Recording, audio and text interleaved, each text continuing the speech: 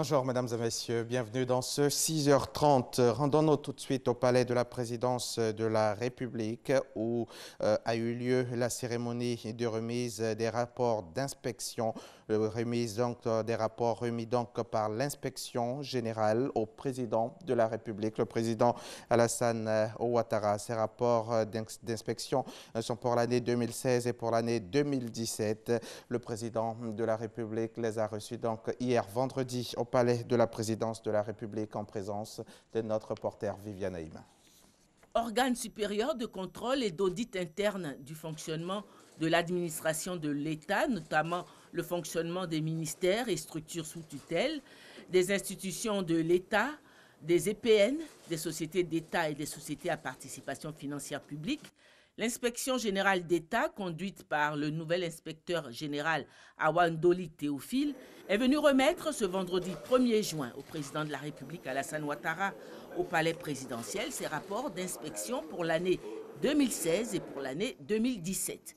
Des rapports qui mettent en lumière le bon fonctionnement dans l'ensemble de l'administration ivoirienne sans omettre certains dysfonctionnements. L'inspection générale d'État a réalisé en 2016 39 missions et en 2017 15 missions, soit seule, soit conjointement avec l'inspection générale des finances et les inspections générales des ministères. Nos missions de contrôle et d'audit ont ainsi permis de relever dans de nombreux cas des dysfonctionnements au niveau des ressources humaines, tant quantitativement que qualitativement.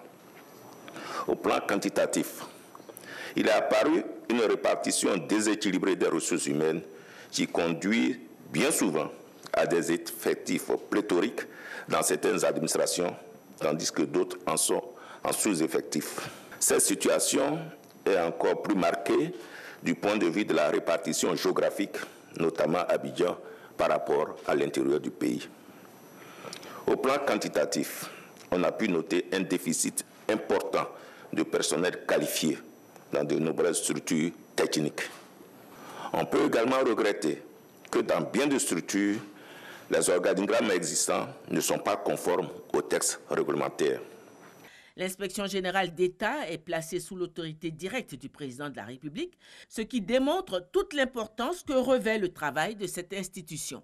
Le président de la République a pris en compte les remarques formulées par ces deux rapports. Il est nécessaire que la question de la bonne gouvernance, qui constitue un impératif et un levier de développement, soit inscrite dans les habitudes de nos compatriotes et de manière particulière ceux qui ont la charge de la gestion publique. Il n'est de secret pour personne de constater que les pays qui ont les meilleures performances en matière de bonne gouvernance sont des pays qui se développent très rapidement. Malgré tous les efforts qui sont faits depuis mon arrivée aux affaires, j'entends encore ici et là qu'il y a des possibilités pour les gens d'acheter des places au concours. Alors j'ai demandé au ministre de la fonction publique qu'il n'hésite pas du tout à mettre fin aux fonctions de tous les chefs de service qui vont s'adonner à de telles pratiques.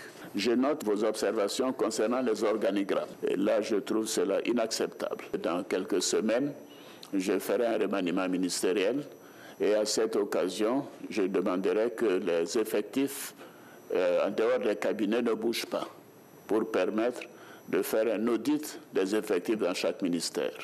Parce qu'il est important de s'assurer que les nominations sont conformes à l'organigramme et également des résultats que nous voulons obtenir. Je compte sur vous, monsieur l'inspecteur général d'État. Awa était à la Banque centrale, je connais donc son expérience. Si l'inspection générale a les moyens, je suis sûr que nous aurons encore plus d'efficacité. Le président de la République a promis doter l'institution de ressources humaines plus qualifiées et de moyens matériels et financiers plus importants pour lui permettre d'effectuer des contrôles et audits plus régulièrement et à des intervalles plus rapprochés. Le nonce apostolique, Monseigneur Joseph Spiteri, est en fin de mission. Il s'est rendu hier vendredi au palais de la présidence de la République où il a été reçu par le chef de l'État, le président Alassane Ouattara. On retrouve Viviane Haïm. Après 4 ans et demi de mission en Côte d'Ivoire, l'ambassadeur du Vatican, le nonce apostolique Monseigneur Joseph Spiteri, est venu faire ses adieux au président de la République ce vendredi 1er juin au palais présidentiel. Monseigneur Joseph Spiteri, qui part pour une nouvelle affectation au Liban, a souhaité un avenir de paix à la Côte d'Ivoire. Un grand merci à son Excellence, le président de la République, pour les bonnes relations, les très bonnes relations entre la Côte d'Ivoire et le Saint-Siège, la collaboration, la coopération, par exemple avec la basilique, l'hôpital Saint-Joseph-Moscati, et tous les souhaits pour l'avenir de la Côte d'Ivoire, un avenir de paix, un avenir de fraternité dans une démocratie transparente et participative et où tout le monde peut se trouver et se retrouver comme fils et filles de la même nation.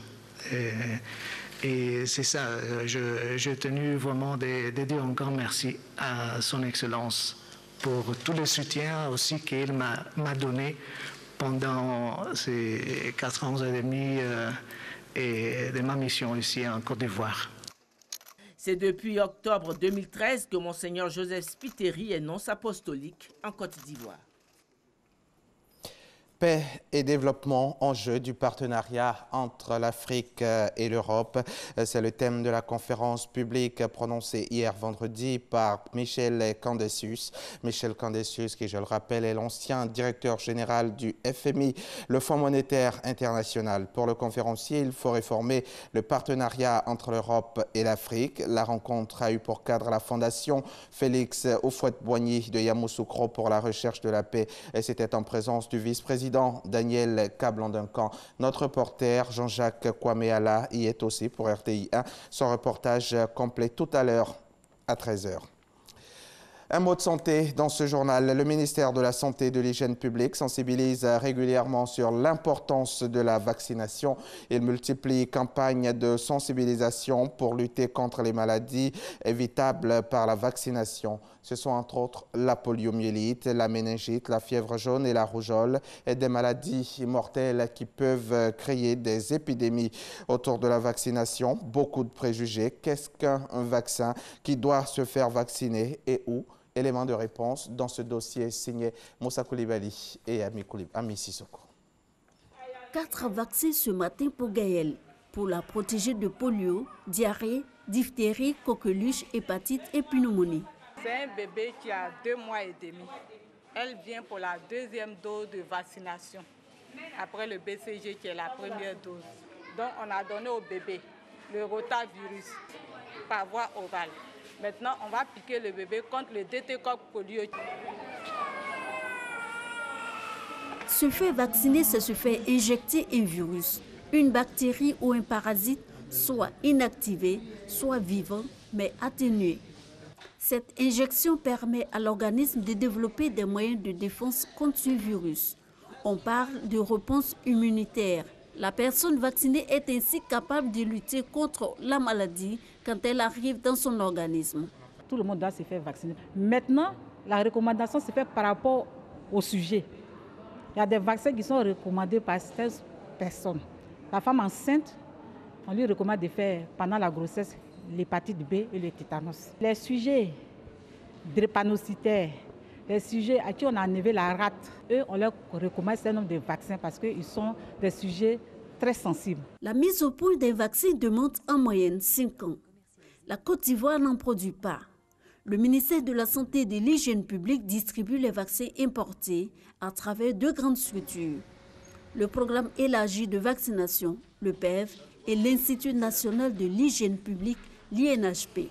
On fait le BCG à partir de la naissance, le Penta à 6 semaines, 10 semaines, 14 semaines. À 9 mois, on fait la rougeole, fièvre jaune. La couverture vaccinale pour cette 3e dose de ce qu'on appelle le Penta, aujourd'hui, il est de 98%. 9 mois, c'est la rougeole.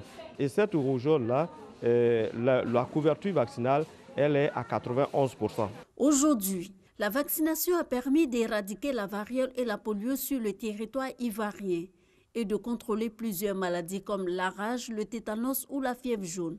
Malgré les succès de la vaccination, il y a encore des réticences. Vaccination en général, moi ça ne me convient pas. N'importe quel vaccin, quand je fais là, mon bras l'enflé comme ça. Donc je ne me vaccine pas même. Quand il fait les vaccins, son corps chauffe. Mais quand tu lui donnes les médicaments, après la fièvre baisse. Il est normal de faire une fièvre parce que c'est une réaction de l'organisme. Si vous avez une douleur, on vous dira de prendre un anti-inflammatoire. Si c'est un abcès, on va le traiter. Mais ça, c'est une réaction soit liée au vaccin, soit liée à la personne. Moins de 10 cas sur 100 développent des réactions au vaccin. Des effets secondaires souvent minimes qui ne doivent pas remettre en cause la qualité du vaccin. Depuis la commande du vaccin jusqu'au bras de la personne qui est vaccinée, les vaccins sont sécurisés. Et c'est les vaccins qui sont homologués. Les vaccins sont automatiquement stockés dans la chambre froide. Dès qu'il y a une variation de température en dessous de 2 degrés ou au-dessus de 8 degrés, automatiquement les techniciens interviennent. Les vaccins administrés en Côte d'Ivoire sont commandés et achetés par l'intermédiaire de l'UNICEF en partenariat avec les producteurs de vaccins. Il n'existe pas de générique. Des vaccins pas toujours accessibles selon certains en raison d'indisponibilité et de coûts jugés élevés. Je suis venue pour faire le vaccin de mes petits-enfants.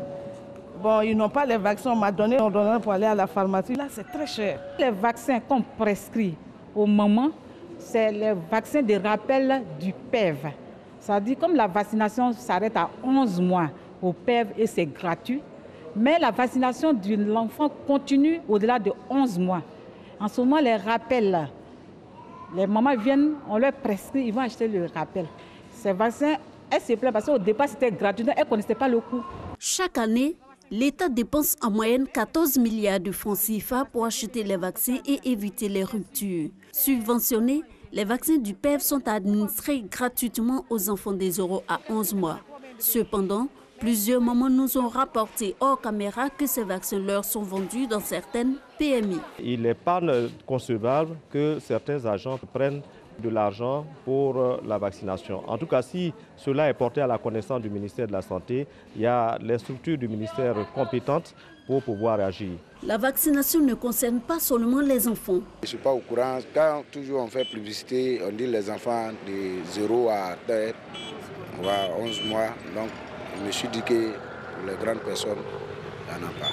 Peu informés ou désinformés, des moyens sont mis en place pour promouvoir la vaccination auprès des adultes, tels que les campagnes de sensibilisation. Le calendrier vaccinal est là pour indiquer les vaccins et les rappels tout au long de la vie. Il est possible de se procurer un carnet de vaccination numérique à l'INHP qui vous envoie des SMS pour les rappels. Et s'il y a des oublis malgré tout cela, certaines écoles rendent obligatoire la présentation du carnet de vaccination avant l'inscription. Plus d'1,5 million d'enfants meurent chaque année dans le monde de maladies pouvant être évitées par la vaccination selon l'OMS. Refuser le vaccin peut compromettre l'éradication des maladies obtenues grâce à la vaccination. La peste et la variole ont été vaincues depuis, mais le paludisme, une des maladies les plus meurtrières d'Afrique, et le VIH-Sida attendent toujours leur vaccin. C'est un grand reportage signé Ami Sissoko. Un mot d'actualité internationale pour refermer ce journal. Le Front National en France s'appelle désormais Rassemblement National après un vote en faveur du nouveau nom par les militants. C'est ce qu'a annoncé hier vendredi 1er juin au soir sa présidente Marine Le Pen à Bron, près de Lyon. Ce nouveau nom est un cri de ralliement des Français qui ne veulent pas rester les spectateurs de leur propre déclassement, de leur propre effacement, a-t-elle ajouté, tout en invitant les militants à lancer une grande campagne d'adhésion. Le président américain, lui, a reçu le général Kim Jong-chol, bras droit du dirigeant nord-coréen, hier vendredi 1er juin à la Maison-Blanche. Le haut dignitaire a remis à son hôte une lettre de la part de Kim Jong-un. À l'issue de cette rencontre, Donald Trump a confirmé la tenue du sommet avec le leader nord-coréen à Singapour le 12 juin, un sommet qu'il avait annulé la semaine dernière. La Corée du Sud, qui a joué un rôle de médiateur crucial pour rendre ce moment historique possible, s'est félicité de cette annonce. C'est la fin de ce journal. Merci de l'avoir suivi. Bonne suite des programmes sur la chaîne Kiras.